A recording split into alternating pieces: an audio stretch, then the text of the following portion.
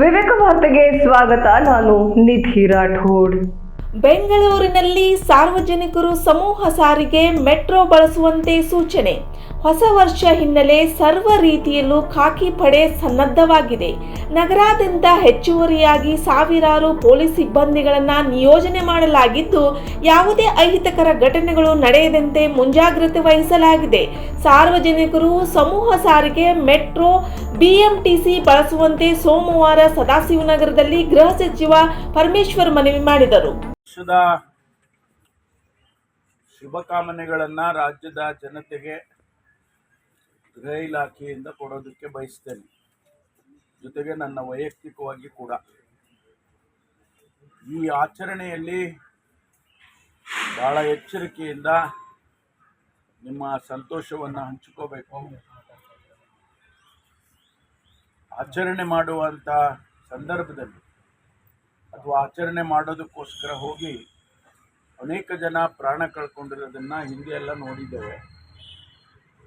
ಅನೇಕ ಘಟನೆಗಳನ್ನು ಕೂಡ ನಾವು ಅನೇಕ ಜಿಲ್ಲೆಗಳಲ್ಲಿ ನೋಡಿದ್ದೇವೆ. ಬೆಂಗಳೂರಿನಲ್ಲೂ ನೋಡಿದ್ದೇವೆ, ಹೊರಗಡೆನೂ ನೋಡಿದ್ದೇವೆ.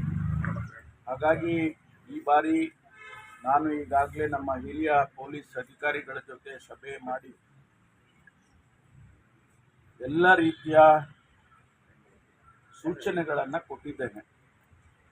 ವಿಶೇಷವಾಗಿ ಬೆಂಗಳೂರಿನಲ್ಲಿ ಸುಮಾರು 7-8 ಲಕ್ಷ ಜನ ಅವತ್ತು ಸೇರುವಂಥದ್ದು ಹಿಂದೆ ಎಲ್ಲ ನಾವು ಗಮನಿಸಿದ್ದೇವೆ.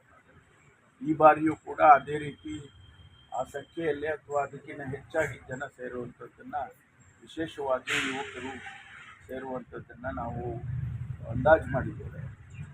ಅದಕ್ಕಾಗಿ ಎಲ್ಲ ರೀತಿಯ ಕ್ರಮಗಳನ್ನು ಕೂಡ ಸಾವಿರಾರು ಜನ ಪೊಲೀಸ್ ಸಿಬ್ಬಂದಿಯನ್ನು ನೇಮಕ ಮಾಡಿ ಹಿರಿಯ ಅಧಿಕಾರಿಗಳನ್ನು ಕೂಡ ಜವಾಬ್ದಾರಿಯನ್ನು ಹಾಕಿ ಎಲ್ಲ ತಯಾರಿಯನ್ನು ಪೊಲೀಸ್ನವರು ಮಾಡಿಕೊಂಡಿದ್ದಾರೆ.